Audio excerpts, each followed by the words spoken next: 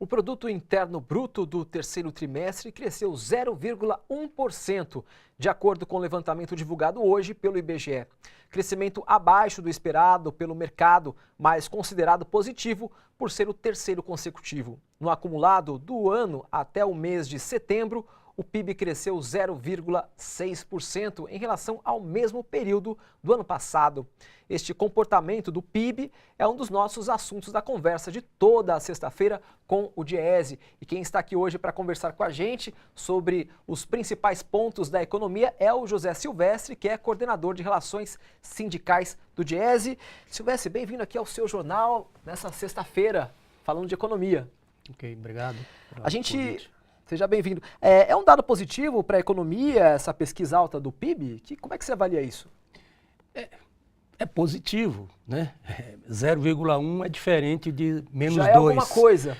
Já é alguma coisa. Agora, o governo e o mercado estão fazendo um esforço sobre-humano para mostrar que a economia brasileira está recuperando. Na verdade, que você tem, a economia parou de cair, né? Esse crescimento de 0,1% no terceiro trimestre, para você ter um crescimento no acumulado do ano de 0,6%, significa que você tem que crescer um pouquinho mais, 0,3%, 0,4%, para chegar a um PIB de 1%, né? Comparado com o mesmo período do ano passado. O que acontece?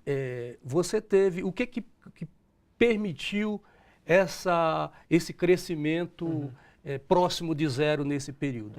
Você teve mais recentemente a daqueles 40 bilhões dos recursos do FGTS, isso deu algum estímulo, trouxe algum estímulo para a economia, a taxa de juros está caindo, o consumo das famílias teve uma pequena melhora, a inflação também está em queda, então isso permitiu esse crescimento muito próximo de zero. Quer dizer, mas não tem nada que diga que a economia vai recuperar em 2017, até porque nós já estamos no final, falta só um trimestre, e mesmo no ano que vem, que é o ano de 2018. Não há nenhuma promessa. Agora, falando de desemprego, emprego, o número de desempregados, Silvestre, está caindo, mas de fevereiro a outubro, 74% de vagas de trabalho criadas aqui no Brasil eram informais.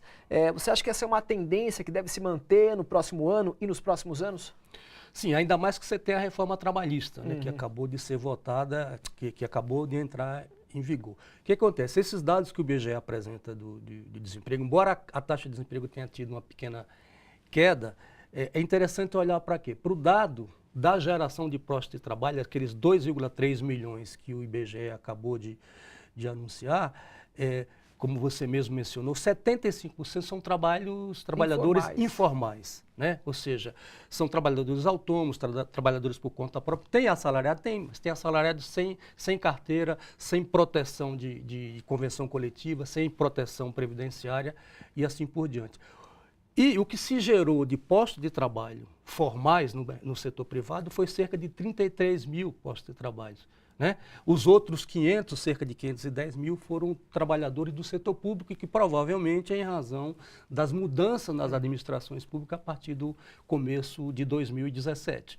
Então, já é um reflexo do que vai ocorrer no mercado de trabalho brasileiro. Ou seja, essa tendência de trabalho mais precarizado e informalizado deve crescer aí com a aprovação da reforma trabalhista, né? Que muito embora está dizendo que o trabalho vai ser formal, ou seja, trabalho intermitente e outras formas de contratação, o que se vê é o seguinte: vai ter uma precarização das condições de trabalho, da renda e assim por diante.